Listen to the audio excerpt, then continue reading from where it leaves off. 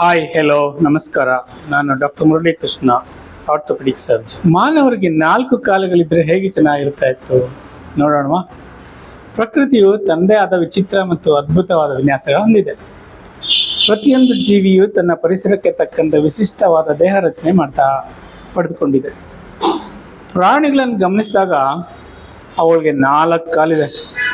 ಅದು ಅವುಗಳಿಗೆ ಸ್ಥಿರತೆ, ವೇಗ ಮತ್ತು ಚಲನೆಯ ಸೊಬಗನ್ನು ಆಶ್ಚರ್ಯಗೊಳಿಸ್ತದೆ ಅಲ್ವಾ? ಒಂದು ಕ್ಷಣ ಯೋಚಿಸಿ, ಮನುಷ್ಯರಿಗೂ ಈ ಪ್ರಾಣಿಗಳಂತೆ 4 ಕಾಲುಗಳಿದ್ರೆ ಎಷ್ಟು ಸುಂದರವಾಗಿರ್ತಾ ಇತ್ತು. ಯೋಚನೆ ಮಾಡೋಣ.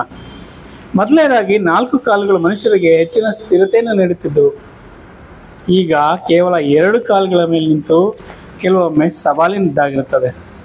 4 ಕಾಲುಗಳಿದ್ದರೆ ನಮ್ಮ ದೇಹದ ತೂಕವು ಸಮವಾಗಿ ಹಂಚಿ ಹೋಗಿ ನಾವು ಹೆಚ್ಚು ಸುಲಭವಾಗಿ ನಿಲ್ಲಲು ಮತ್ತು ಚಲಿಸಲು ಸಾಧ್ಯವಾಗ್ತಿತ್ತು.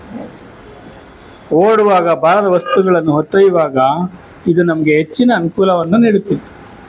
ಪ್ರಾಣಿಗಳು ನಮ್ಮ 4 ಕಾಲುಗಳಿಂದ ಹೇಗೆ ಲೀಲಾಜಲವಾಗಿ ಓಡಾಡುತ್ತೆ ನೋಡಿದರೆ ನಮಗೂ ಒಂಥರ ಅಸೂಯೆ ಆಗುತ್ತದೆ ಅಲ್ವಾ?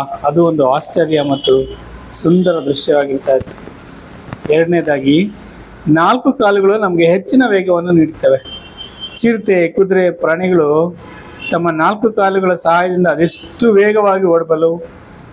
ಮನುಷ್ಯರಿಗೂ ಆ ಸಾಮರ್ಥ್ಯ ಇದ್ದಿದ್ರೆ ನಾವು ಅದೆಷ್ಟು ಬೇಗನೆ ಒಂದು ಸ್ಥಳದಿಂದ ಇನ್ನೊಂದು ಸ್ಥಳಕ್ಕೆ ತಲುಪುತ್ತೇವೆ.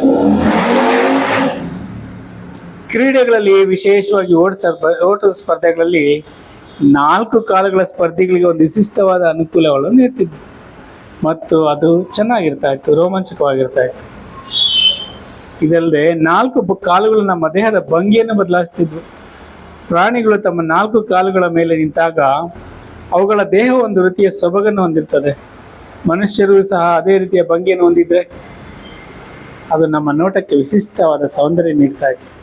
ನಮ್ಮ ಚಲನೆಯ ಶೈಲಿಯೂ ಬದಲಾಗುತ್ತಿತ್ತು ಮತ್ತು ಬಹುಶಃ ಅದು ಈಗಿನ ನಡೆಗೆಗಿಂತ ಹೆಚ್ಚು ಲಯಬದ್ಧವಾಗಿ ಆಕರ್ಷಕವಾಗಿ ಕಾಣುತ್ತಿತ್ತು. ಒಂಥರ ನಾವು ಏಲಿಯನ್ ಥರ ಕಾಣಿಸ್ತಾ ಇತ್ತು, ಹೌದಲ್ಲ? ಆದರೆ 4 ಕಾಲುಗಳಿದ್ರೆ ನಮ್ಮ ದೈನಂದಿನ ಜೀವನದಲ್ಲಿ ಕೆಲವು ಬದಲಾವಣೆ ಆಗ್ತಾ ಇತ್ತು. ನಾವು ಕುಳಿತುಕೊಳ್ಳೋ ವಿಧಾನ, ಬಟ್ಟೆಗಳು ಧರಿಸುವ ರೀತಿ, ವಾಹನಗಳ ವಿನ್ಯಾಸ ಎಲ್ಲವೂ ಬದಲಾಗಬೇಕಾಗಿತ್ತು. ನಮ್ಮ ಮನೆಗಳು, ಇತರ ಕಟ್ಟಡಗಳು, ವಿನ್ಯಾಸಗಳು 4 ಕಾಲುಗಳಿಗೆ ಅನುಗುಣವಾಗಿರಬೇಕಾಗಿತ್ತು.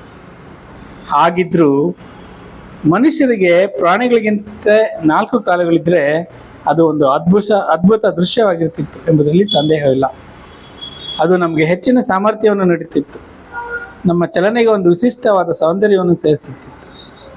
ಪ್ರಕೃತಿಯ ಈ ಕಾಲ್ಪನಿಕ ವಿನ್ಯಾಸವು ನಮ್ಮ ಮನಸ್ಸಿಗೆ ಒಂದು ಹೊಸ ರೀತಿಯ ಆಲೋಚನೆಯನ್ನು ನೀಡುತ್ತದೆ. ಪ್ರಕೃತಿಯ ವೈವಿಧ್ಯತೆ ಮತ್ತು ಸೌಂದರ್ಯವನ್ನು ನಾವು ಮತ್ತೊಮ್ಮೆ ಮೆಚ್ಚುವಂತೆ ಮಾಡುತ್ತದೆ.